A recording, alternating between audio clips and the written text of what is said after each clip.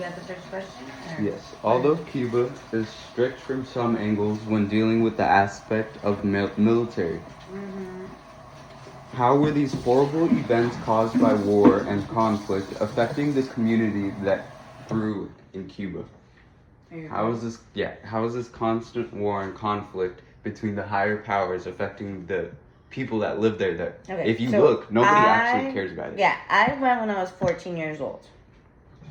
Now, before I was 14 years old, I had heard of my uncle, who was a chef, saying, "Screw Fidel," and they chopped off his toes. Now, when I went, mind you, that supposedly happened in the 60s. When I went was in 2000, not 2004 yet, but like almost 1999, somewhere around there. Yeah.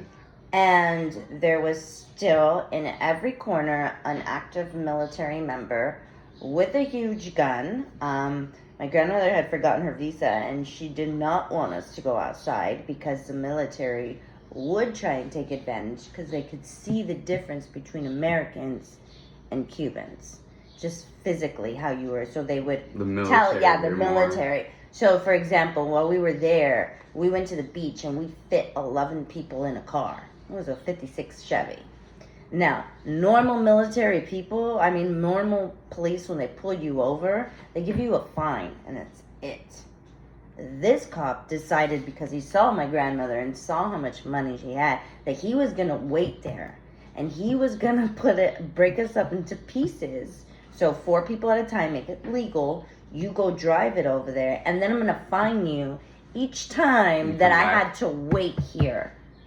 So how long is this now being? You're giving him more money. So now I'm giving him more money, and there was never an actual written ticket. Yes. But why was that happening? Because of course my grandmother wanted to go and presumir and show off her gold jewelry, and that she's from the United States. So what do the cops say? Hey, if she has it, let's take it. Yeah. That's so Cuba. It's not that. It's not. They'll take you for what you let yourself be taken for. And it's a messed up environment that the government thinks that way. All right. Now knowing that, or now going through that, would you move back to your homeland given the chance and the current circumstances of Cuba's economy? Would you move back? The only thing that would stop me from moving back is that they turn off the electricity when they want to. They'll leave you like a day without electricity, and there's nothing you can do about it. But besides that, it's the same poop, different toilet. Like, they say that we're free here, but we're not.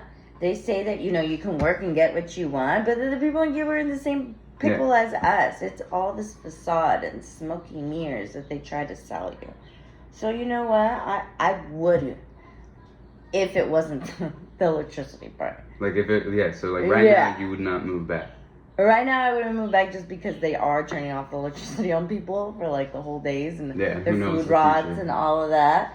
But besides that, there's nothing big difference between here and there.